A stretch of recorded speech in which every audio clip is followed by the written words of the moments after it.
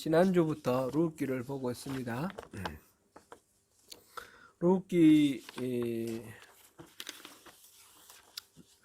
베들레헴에 살던 엘리멜렉이라는 사람의 가정이 몰락하는 것으로부터 시작해서 이 룻기가 전개됩니다. 하나님의 은혜로 되찾은 땅, 가나안 땅, 그 약속의 땅에 가뭄이 찾아왔습니다.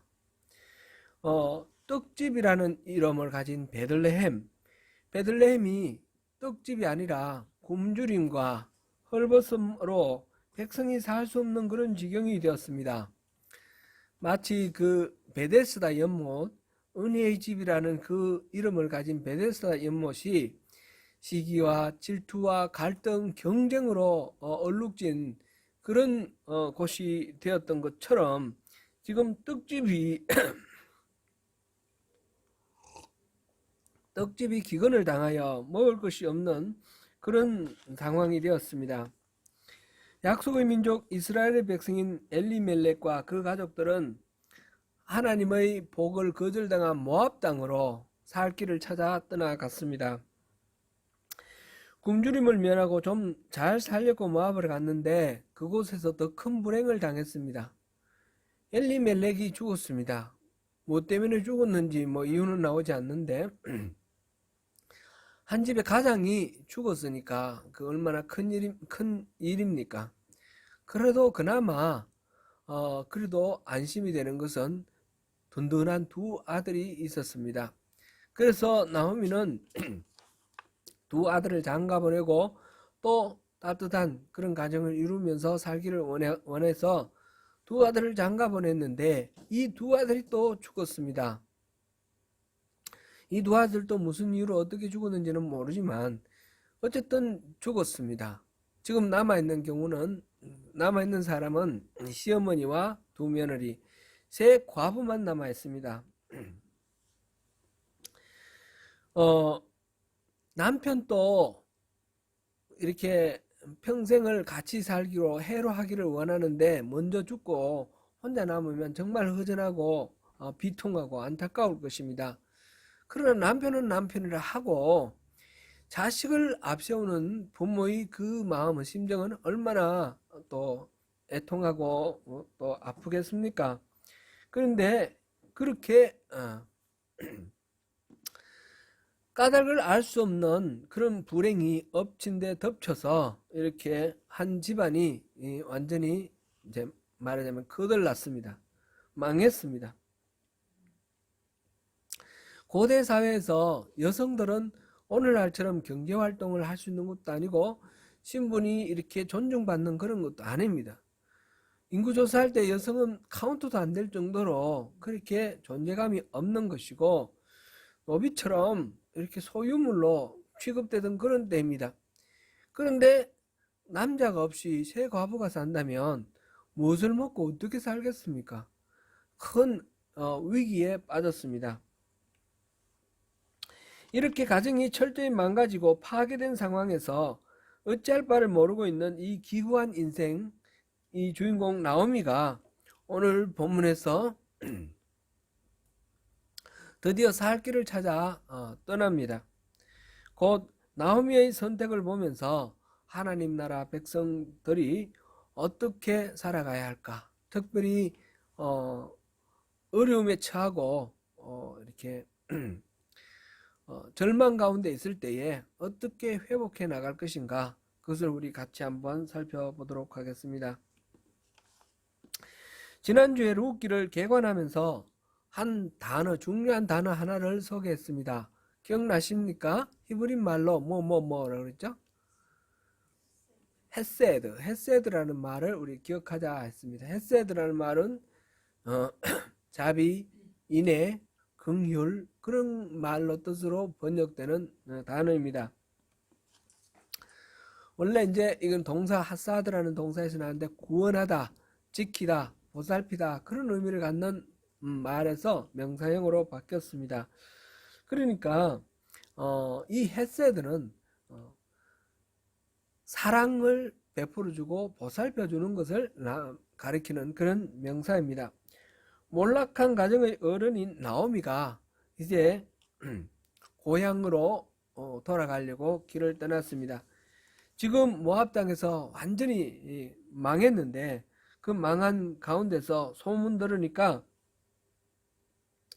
여호와께서 자기 백성을 돌보시사 그들에게 양식을 주셨다 함을 들었다 이랬습니다. 자기들이 기근을 당해서 떠나왔던 곳 베들레헴에 하나님께서 양식을 주셨다는 소식을 듣고 그 베들레헴을 향해서 돌아갑니다. 이 나오미의 귀한 길에 보니까 두 며느리도 따라 나섰습니다. 나오미는 두 며느리를 돌려보내며 제가 하라고 다시 결혼해서 다시 남편을 맞으라고 그렇게 권합니다. 나오미에게 있어서 이 두 며느리는 사실상 굉장히 든든한 그런 필요한 존재였을 것입니다. 자기는 이미 늙었지만 두 며느리는 젊었으니까 뭘 하더라도 두 며느리가 잘할 테고요. 혼자 사는 것보다 같이 살면 더 외롭지도 않고 여러 가지 유익한 사항이 있었을 것입니다. 그러나 나오미는 자기 이 중심적인 생각으로 자기에게 뭐가 유리한가 그걸 보지 아니하고 이 두 며느리에게 너희들 어머니께로 돌아가라, 친정으로 돌아가라 그렇게 말을 하고 각기 자기의 남편에게 복을 받으라 그렇게 말을 합니다. 이제 결혼을 해서 새 남편을 얻어서 다시 새로운 인생을 살아가라 그렇게 말합니다. 며느리들은 계속해서 그 시어머니를 따라가려고 합니다. 한사코 이 시어머니의 그 만류를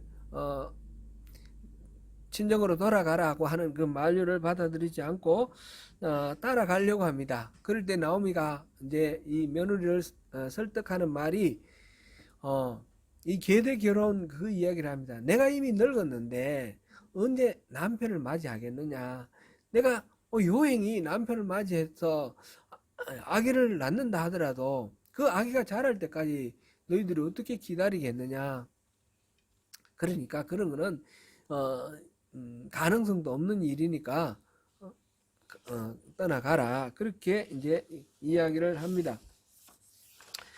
세 가족은 함께 부둥켜 안고 울면서 돌아가라 라고 말하는 시어머니와 우리 함께 가겠습니다 가라 하지 마세요 라고 말하는 두 며느리가 서로 부둥켜 안고 애통하면서 웁니다. 그러다가 옥신각신 하다가 한 며느리 오르반은 이제 드디어 울며 돌아갔습니다. 자신의 편안함이나 유리함, 권리 이런 거를 내세우지 않고 며느리들의 입장에서 며느리가 더 좋은 남은 인생을 살아갈 수 있도록 배려하는 이 나오미의 헤세드, 나오미의 그 인애가 지금 회복을 위해서 돌아가는 나오미의 첫 발걸음 속에서 이게 드러나고 있음을 우리가 먼저 살펴볼 수 있습니다. 한 며느리 오르바는 떠났지만 룻은 한사코 시어머니와 같이 가려고 합니다.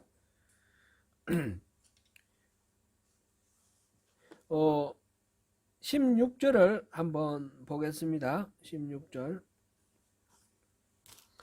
룻이 이르되 내게 어머니를 떠나며 어머니를 따르지 말고 돌아가라 강권하지 마옵소서.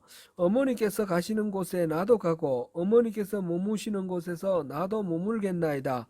어머니의 백성이 나의 백성이 되고 어머니의 하나님이 나의 하나님이 되시리니. 이렇게 어머니와 늘 함께 하겠다, 동고동락 하겠다 그렇게 말합니다. 이어서 17절에 어머니께서 죽으시는 곳에서 나도 죽어 거기 묻힐 것이라 그렇게 말하면서 내가 죽는 일 외에 어머니를 떠나며 하나님이 반드시 나에게 벌을 내리실 것입니다. 그렇게 하나님의 벌을 들면서 맹세를 하면서 확실하게 시어머니 곁에 남겠다는 의사를 표시를 합니다. 이것은 또한 룻의 헤세드입니다. 룻은 자기가 일신으로 편안한 것을 찾지 아니하고 어머니의 처지를 상황을 살펴봅니다. 그 늙은 이 시어머니가 지금 혼자 돌아가면 어떻게 살 것인가? 기운도 없고 외롭고 생각해 보니까 자기가 같이 가서 같이 있어 줘야 되겠다라는 그런 마음이 드는 거죠. 이 헤세드, 필요와 어떤 니드가 있는 곳에 그것을 채워주고 싶어하는 그런 자비의 마음, 긍휼의 마음, 이것이 바로 헤세드입니다. 지금 나오미의 헤세드와 루스의 헤세드가 먼저 이렇게 나와 있습니다. 사실 뭐 여기에 많은 부분이 생략되어 있겠지만 룻이 시어머니를 따르고자 할 때는 그만한 또 이유는 있겠죠.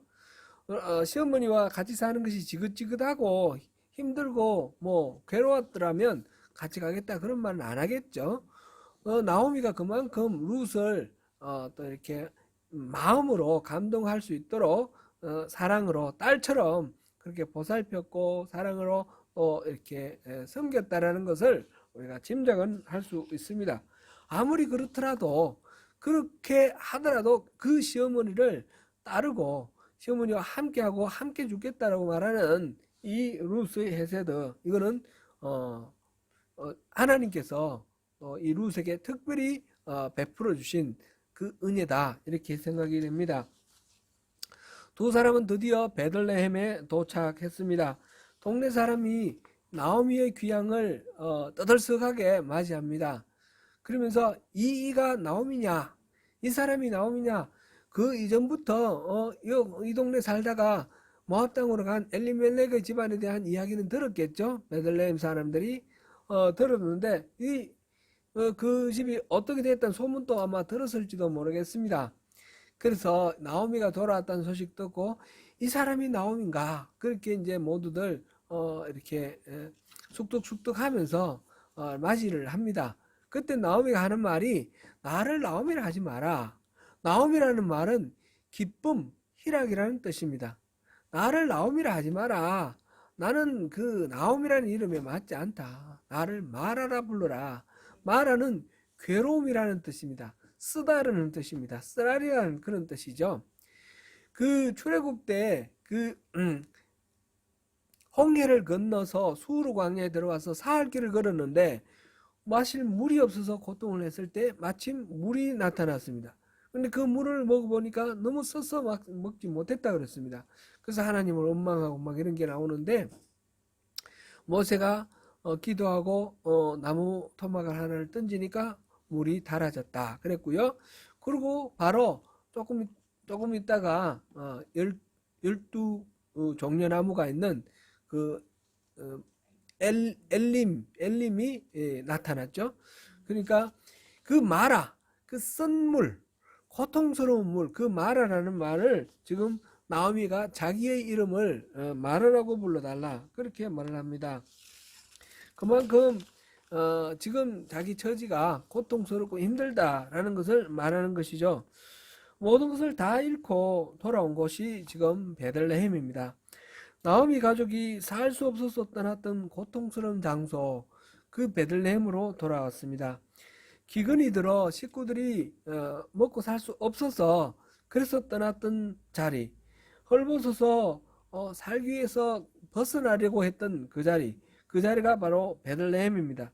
그런데 지금 나오미와 룻은 베들레헴에 돌아왔다는 것, 이것이 우리가 앞으로 계속해서 룻기를 보면서 살펴볼 내용이지만 이것이 바로 살 길이 되었다는 사실을 우리가 주목할 필요가 있습니다. 망가진 인생이 회복하기 위해서 우리가 내디뎌야 할 첫 번째 발걸음, 망가진 인생, 고통에 빠진 인생, 절망에 빠진 인생이 회복되려면 맨 먼저 내디뎌야 할 그 첫 걸음은 다름 아니라 어긋나기 시작한 그 자리를 향해서 걸어가는 것입니다. 그래서 어그러진 길로 가지 않도록 바른 길을 제시해 줘야 합니다. 비록 그 자리가 분명히 고통의 자리였고 떠날 만한 충분한 이유가 있어서 떠난 자리라 할지라도 그곳으로 돌아가야지 살 길이 있습니다. 우리가 잘 아는 누가복음 15장 11절 이하에 돌아온 탕자 이야기가 있습니다. 아버지에게 두 아들이 있었는데 둘째 아들이 아버지에게 유산을 나눠달라 그렇게 말을 했습니다. 살아계신 아버지에게 유산을 나눠달라는 것은 참 지극히 불효스러운 그런 이야기입니다. 막말이죠. 빨리 죽으라는 얘기나 마찬가지인데, 그런데 아버지는 그 말을 듣고 그 아들에게 유산을 나눠줬습니다. 이 아들은 그것을 들고 나가서 허랑방탕하게 써버렸습니다. 금방 나눠받았던 유산은 다 써버리고 이제 찾아오던 친구들도 없고 먹고 사는 가장 기본적인 문제까지 해결이 안 됩니다. 그래서 돼지치는 목동이 되었는데, 돼지가 먹는 쥐엄나무 열매를 먹으려고 해도 그것도 허락이 되지 않습니다. 그럴 때에 그가 아버지 집을 생각했습니다. 그 아버지 집이 마냥 좋았더라면 그 집을 떠나지는 않았을 것입니다. 유산을 나눠달라고 말하고 집을 박차고 떠날 만큼 그 집은, 그 아버지 집은 이 둘째 아들에게는 지긋지긋하고 떠나고 싶은 그런 자리였을 것입니다.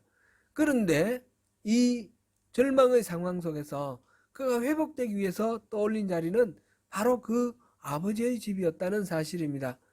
결국 그곳으로 돌아왔을 때 아버지가 모든 것들을 회복시켜 주셨습니다.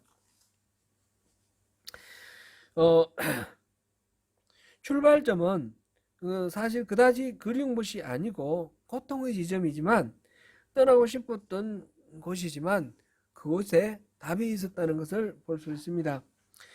나오미가 지금 고향으로 돌아가는 일도 마찬가지입니다.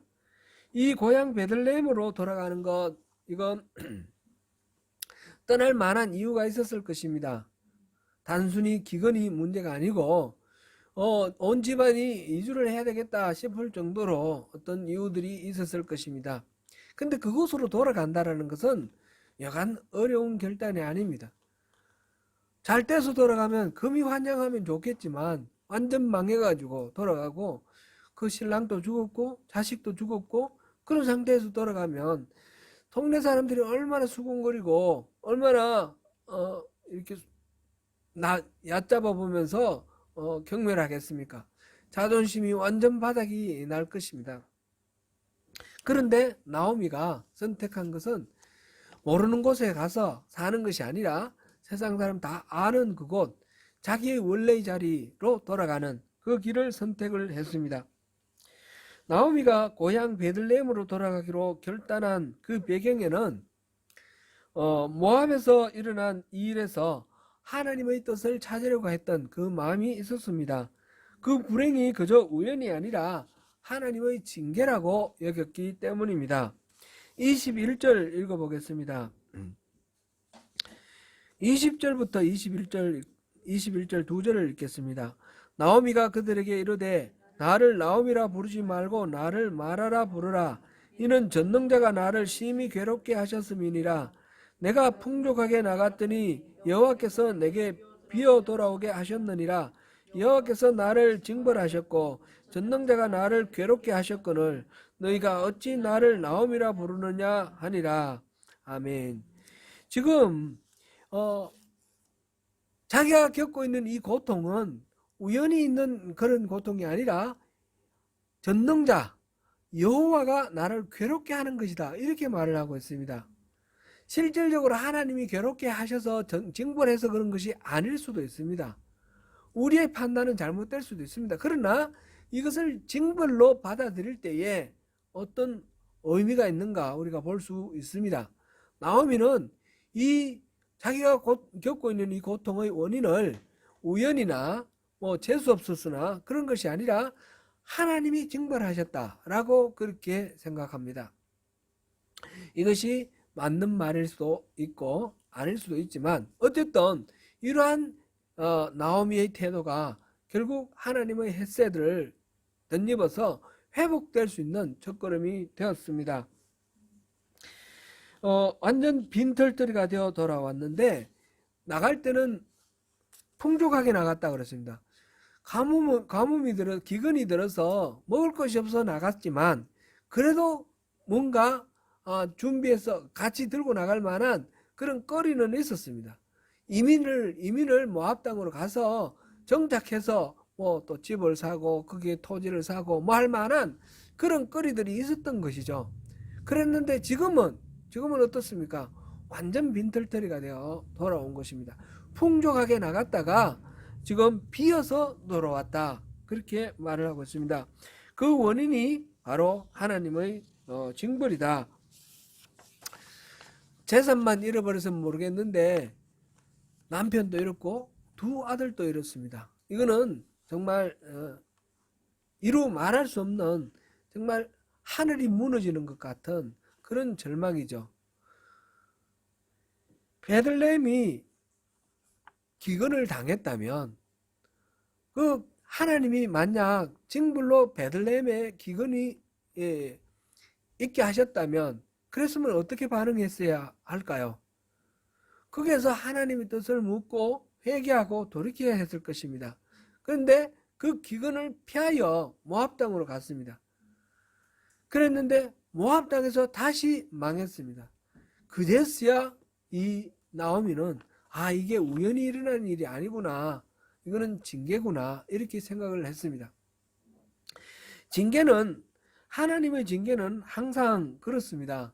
하나님의 징계, 징벌은 완전히 망하라고 징계하시는 것이 아니라 깨우치고 되돌리라고 하시는 징계입니다.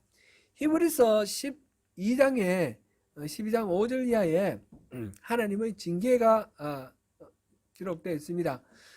하나님은 사랑하는 자에게 아버지가 사랑하는 자식에게 징계를 하는 것처럼 하나님은 사랑하는 자에게 징계를 한다 하셨습니다.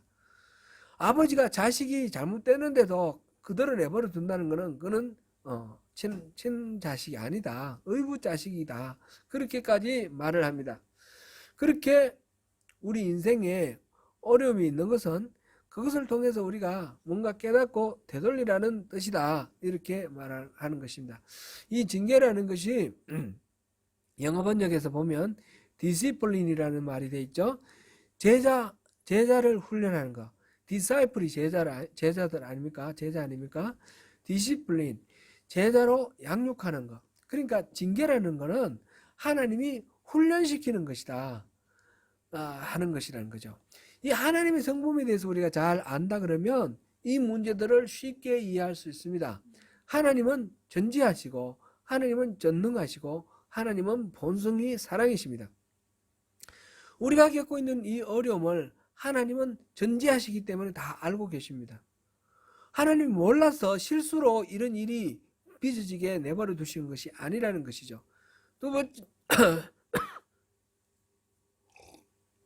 두 번째로는 하나님은 전능하십니다. 하나님은 모든 문제의 해결 방법을 다 갖고 계십니다. 우리가 겪고 있는 이 문제가 하나님이 손쓸 길이 없어서 어쩔 수 없어서 그대로 내버려 두는 그런 상황이 아니라는 것이죠. 하나님 분명히 방법이 있다는 것이죠. 그런데 이 일이 지금 내게 이런 고통이 있고 이런 절망스러운 상황이 있다 그러면 하나님이 날 망하라고 하셨거나 아니면 하나님이 날 사랑하신다면 내게 뭔가 유익이 있거나 그렇겠죠?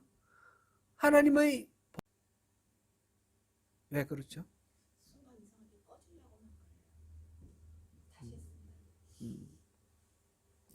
하나님 본성은 사랑이시기 때문에 사랑하시는 하나님이 내게 어떤 어려움을 주시고 고통을 주신다면 그것은 사랑의 표현일 것입니다. 그러니까 그것 때문에 좌절하거나 낙심하는 것은 하나님이 사랑이시라는 것을 우리가 모를 경우에 그럴 수가 있는 거죠. 하나님은 전지하시고 전능하시고 사랑이시라면 내게 주어지는 어떤 상황은 반드시 그 속에서 내게 유익이 되는 그런 것이 있을 것입니다. 그래서 하나님이 내게 베풀어 주시는 거죠. 그런 징계를 통해서 우리에게 유익을 끼치고 우리가 더욱 성숙하고 더욱 성장해서 하나님이 기뻐하시는 하나님 백성으로 이렇게 다듬어져 나가는 것, 그것을 원하셔서 우리에게 그런 것을 허락하시는 것입니다. 나오미는 바로 하나님이 징벌하셨다라고 말을 할 때 징벌했으니까 나 벌 받았어. 나는 뭐 망해도 싸. 이게 아니라 왜 징벌하셨을까? 내가 뭘 잘못해서 징계를 받았을까를 생각을 했습니다. 그래서 그 하나님의 헤세드를 의지해서 베들레헴으로 돌아올 용기를 가졌습니다. 그래서 베들레헴으로 돌아옴으로써 모든 일들이 차츰차츰 회복되는 것을 봅니다. 그는 하나님의 택한 백성이 우상을 섬기는 모압 땅으로 간 것은 잘못이다. 그거는 아주 분명한 거니까 거기서부터 출발을 한 것입니다. 그래서 베들레헴으로 돌아옵니다. 회복을 위한 첫걸음을 내딛기 위해서는 지금 내가 서 있는 자리를 아는 것이 가장 중요합니다. 잘못을 깨닫는 자가 회개를 하고 회복할 수 있습니다. 그리고 어그러졌던 그 처음의 그 자리로 다시 돌아가는 것입니다. 다시 돌아가는 발걸음을 띄는 것이 회복을 위한 비결입니다. 그렇게 할 때 하나님의 헤세드를 경험할 수 있습니다. 하나님의 헤세드는 사실상 이웃의 헤세드를 통해서 우리에게 주어집니다. 사랑하는 남편, 사랑하는 아내, 사랑하는 형제 자매, 자녀, 그리고 사랑하는 교우들의 헤세드를 통해서 하나님은 우리를 회복시키시고 하나님이 예비하신 풍성한 하늘에 속한 신령한 복으로 그렇게 채우실 것입니다. 사랑하는 성도 여러분, 오늘 룻기 1장에서 하나님이 완전히 망하여 기구한 운명에 처한 나오미를 회복시켜 주시기 위해 긍휼을 베푸시는 첫 장면을 봅니다. 하나님의 헤세드, 그것은 나오미의 헤세드와 룻의 헤세드를 통해서 나오미를 회복시켜 주시고 룻을 회복시켜 주시고 엘리멜렉의 무너진 가정을 회복시켜 주십니다. 하나님의 헤세드는 바로 이렇게 사람들의 헤세드를 통해서 시작된다는 것을 확인할 수 있습니다. 하나님의 헤세드가 힘을 발휘하기 위해서는 공공에 처한 사람이 자신을 돌아보아야 합니다. 그리고 어긋나기 시작한 곳으로 돌아가야 합니다. 지금 우리의 현주소는 어떻습니까? 혹시 하나님의 긍휼이 필요하십니까? 풀기 어려운 숙제 가운데 절망하고 좌절해 있으십니까? 그렇다면 우리의 선자리에서 어긋난 자리를 돌아보시길 바랍니다. 하나님께로, 하나님 품으로 돌아가셔서 하나님의 헤세드가 우리 모두의 삶을 풍성하게 하는 그 복된 나라를 회복시키시고 누리시는 저와 여러분 되시기를 축원합니다.